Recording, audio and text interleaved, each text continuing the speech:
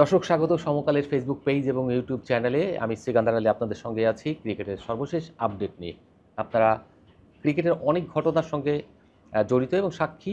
এই গত কয়েকদিনের মধ্যে আপনারা অনেক কিছুই দেখেছেন। বিশেষ করে দেখে থাকবেন যে সাবেক সভাপতি ফারুক আহমেদের কিছু ইন্টারভিউ হয়েছে, যে ইন্টারভিউগুলোতে নানাভাবে বিসিবি থেকে কেন তাকে বের করে দেওয়া হয়েছে, সভাপতি পদ কেড়ে নেওয়া হয়েছে, সে বিষয়ে তিনি বলেছেন। সর্বশেষ যে কথাটা বলেছেন, তিনি লাস্ট একটা ইন্টারভিউতে গত 2 দিন আগে বা গতকালকেও দেখা গেছে, সেই ইন্টারভিউতে তিনি বলেছেন যে যদি সব কাজ বিসিবিতে যেসব টেন্ডার রয়েছে সেই সব কাজ যদি উপদেষ্টার লোকদের দেওয়া হতো তাহলে হয়তো তিনি এখান থেকে তাকে বের করে দেওয়া হতো না, তিনি ওখানে থাকতেন। তো বিষয়টা হলো এইটা কিন্তু একটা জটিল ডায়লগ হয়ে গেছে এবং এই ডায়লগের কারণে কি হবে আমি জানি না। সামনে হয়তো উপদেষ্টা খেপবেন এবং তার বিরুদ্ধে মানুষ যেটা হয় আর কি, পাওয়ারে থাকলে যেটা যারা একটু কম পাওয়ারে থাকে বা যাদের পেছনে আপনার ক্ষতি করা যায়, এরকম একটা সিচুয়েশন তৈরি হতে পারে। আপনি ইভেন নেভার নো। শুধু তাই না, বিসিবির পরবর্তী ইলেকশনকে ঘিরে যেরকম ঘটনাগুলো তৈরি হচ্ছে এখন, সবচেয়ে একজন আরেকজনকে দোষারোপ করছেন, তার কার কী আছে, ভেতরে দুর্নীতি আছে, কী আছে না আছে, এইসব নিয়ে নানা রকমের নিউজ হচ্ছে নানা জায়গায়। শুধু এই বিষয়গুলো দেশের বাইরেও প্রভাবিত করছে। সর্বশেষ আমরা যেটা দেখেছি, মাহবুবুল্লাহ নাম বিসিবির যে গ্রাউন্ডস কমিটির চেয়ারম্যান, বিপিএল গভর্নিং কাউন্সিলের চেয়ারম্যান, ওনাকে নিয়ে অনেক নিউজ হচ্ছে। আবার দেখলাম আমরা ফারুক সাহেব লাইমলাইটে চলে এসেছেন, আবার দেখলাম ওদিকে ফাহিম সিনহাকে নিয়েও কথা হচ্ছে। অর্থাৎ এই কথার লড়াই চলতেই থাকবে। এই কথার লড়াই কতক্ষণ চলবে? যতক্ষণ পর্যন্ত না ইলেকশন শেষ হবে। এই ইলেকশনটা হলো তাহলে বাংলাদেশের ক্রিকেটের জন্য এখন সবচেয়ে বড় ঝক্কির এবং ঝামেলার, দুর্নাম কামানোর জন্য সবচেয়ে বড় সময়। যদিও সম্প্রতি কিছু বিষয়ে জানা গেছে যে ইলেকশনে কারা প্রতিদ্বন্দ্বিতা করবেন, অর্থাৎ বাংলাদেশ ক্রিকেট বোর্ডের ইলেকশন কিন্তু একটু ডিফারেন্ট। এটা অনেকটা গণতান্ত্রিক মানে সংসদীয় ব্যবস্থার মতো। আপনি প্রথমে পরিচালক নির্বাচিত হবেন, তারপরে গিয়ে ওখানে পরিচালকদের ভোটে সভাপতি নির্বাচিত হবেন। এখন যতটুকু জানি, মাহবুবুল্লাহ আনাম ওনার যে আলোচনায় ছিলেন, উনি সভাপতি হবেন বা হতে পারেন এরকম একটা আলোচনা ছিল, কিন্তু এই আলোচনা কিন্তু একেবারে উড়িয়ে দিয়েছেন। তিনি কিন্তু আসলে সভাপতি ক্যান্ডিডেট নন, তিনি সর্বোচ্চ হয়তো পরিচালক পদে নির্বাচন করবেন, এটাই তার টার্গেট। তার মানে তিনি সভাপতি নেই, মানে একজন কমে গেল, আর একজন রইলেন ফারুক আহমেদ। ফারুক আহমেদ কিন্তু এখন ব্যাকফুটে রয়েছেন। তাকে ওনাকে এখান থেকে যেমন বের করে দেওয়া হয়েছে, তেমনি জাতীয় ক্রীড়া পরিষদ থেকে তার কিন্তু আসার কোনো সুযোগ নেই। যদি না থাকে, ডিভিশন থেকে আসার সুযোগ নেই, তিনি আসলে ক্লাব থেকে আসবেন। ক্লাবের সব ভোটও পরিচালক যারা নির্বাচিত হবে তার পক্ষে কিন্তু ভোট যাওয়ার সম্ভাবনা খুবই কম। তিনি হয়তো পরিচালক নির্বাচিত হতে পারেন, কিন্তু সভাপতি নির্বাচিত হওয়া তার জন্য অসম্ভব একটা ব্যাপার। তাহলে কমে গেল, তামিম ইকবালও সভাপতি পদে নির্বাচন করবে না, তাহলে থাকলো কে?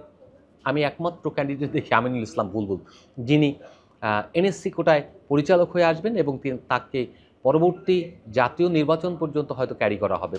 নির্বাচিত সরকার আসার পর বাংলাদেশ ক্রিকেট বোর্ডে পরিবর্তন কাকে দিয়ে করবেন, কোনো সংসদ সদস্যকে দিয়ে করবেন বা অন্য কাউকে দিয়ে করবেন, সেটা তাদের ব্যক্তিগত ব্যাপার, সেই সময়ের ব্যাপার। যেটা সম্প্রতি আমরা ফারুক সাহেবকে দেখেছি, বুলবুল সাহেবকে দেখেছি, সেই প্রক্রিয়ায় তো হয়তো তাকে আনা হবে। তবে বুলবুল ভাই সে কীভাবে থাকবেন? বুলবুল ভাই থাকবেন খুব সহজ প্রক্রিয়া, তিনি যেভাবে রয়েছেন সেভাবেই আসবেন। অক্টোবরেই ইলেকশন হবে। জাতীয় ক্রীড়া পরিষদের যিনি সচিব রয়েছেন, ওনার সঙ্গে আজকে কথা বলেছি। উনি যেটা বলেছেন সেটা হচ্ছে যে বিসিবির গঠনতান্ত্রিক যে নিয়ম রয়েছে, সেই গঠনতন্ত্র এবং আদালতের নির্দেশনা অনুযায়ী সরাসরি বাংলাদেশ ক্রিকেট বোর্ড ইলেকশন করবেন। সেই ইলেকশনের এখতিয়ার এনএসসি কর্তৃক নয়। এনএসসিকে বলবেন যে আমরা ইলেকশনের জন্য প্রজ্ঞাপনটা জারি করলাম এবং এটা আপনারা আনুষ্ঠানিকভাবে সম্পন্ন করার জন্য আমাদের পদক্ষেপগুলি নেবেন। তো সেই কাজটা, পরবর্তী যে পদক্ষেপগুলো, সেগুলো জাতীয় ক্রীড়া পরিষদ একটা ইলেকশন কমিশন গঠন করবে। সেই কমিশন অনুযায়ী তারা ইলেকশন পরিচালনা করবে। এই ইলেকশন বাংলাদেশ ক্রিকেট বোর্ডের ভেতর হতে পারে, এনএসসির আপনার যেখানে অডিটোরিয়াম রয়েছে সেখানেও হতে পারে, অথবা কোনো হোটেলও হতে পারে। তো বিষয়টা হচ্ছে আলটিমেটলি একটা এসজিএম ইজিএম হবে, এরপরে ইলেকশন হয়ে যাবে। ইলেকশনের জন্য যে সম্ভাব্য তারিখ, সেটা প্রজ্ঞাপন জারির জন্য যে আপনার ঘোষণা করবে, সেটা হলো 25 তারিখের কথা শোনা যাচ্ছে। এবং 25 তারিখে যদি এই মাসের ঘোষণা করে, তাহলে আগামী পুরো মাসটাই পাওয়া যাচ্ছে। অক্টোবর প্রথম দিকে হয়তো আপনার এটাকে ইলেকশনে সম্পন্ন করে নতুন নির্বাচিত বিসিবির কমিটি, অর্থাৎ পূর্ণ যে একটা কমিটি হয় এখন, যে হাফ না 3 ভাগের, প্রায় অলমোস্ট 3 ভাগের 1 ভাগ দিয়ে চলছে, সেটা থাকবে না। অর্থাৎ 25 জন পরিচালক থাকবেন, সেই 25 জনের মধ্য থেকে একজন সভাপতি নির্বাচিত হবেন, আর সেটা আমিনুল ইসলাম বুলবুল হওয়ার সম্ভাবনাই বেশি। ধন্যবাদ সবাইকে, এখানে শেষ করছি। বুলবুলকে অভিনন্দন অগ্রিম। আমরা আশা করি যে আমিনুল ইসলাম বুলবুল থেকে বাংলাদেশের ক্রিকেটের টেস্ট ইনিংস খেলে আগামী 6 মাস, অন্তত 6 মাস 1 বছর যাই সময় পান, তিনি ভালোভাবে কিছু কাজ করে যাবেন, অন্তত অবকাঠামোগত কিছু পরিবর্তন আনার জন্য কাজ করবেন। আর অন্য যে বিতর্কগুলো রয়েছে সেই বিতর্কগুলো কিছুর অবসান হবে।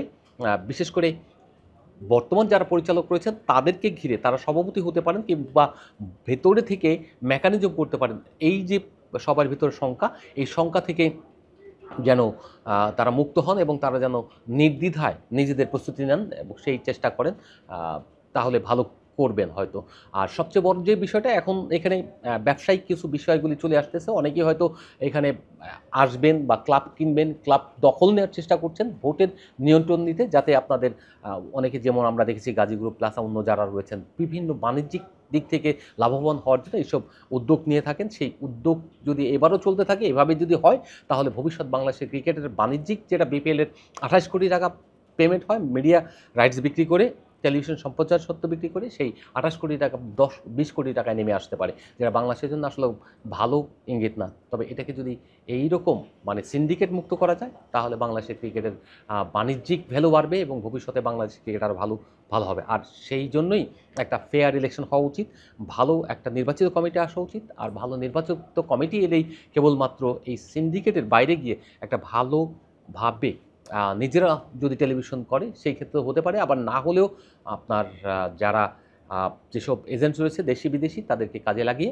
আপনার ভালোভাবে ব্যবসা বাণিজ্য করতে পারবে, বিপিএলকে একটা প্রফেশনাল জায়গা নিয়ে যেতে পারবে। এখানেই শেষ করি আজকের মতো। আবার কোনো ক্রিকেটের নতুন সাবজেক্ট নিয়ে আগামীকাল অথবা পরশুদিন আবার ভালোভাবে হাজির হব আপনাদের সামনে। ধন্যবাদ আপনাদেরকে, আমাদের সঙ্গেই থাকুন।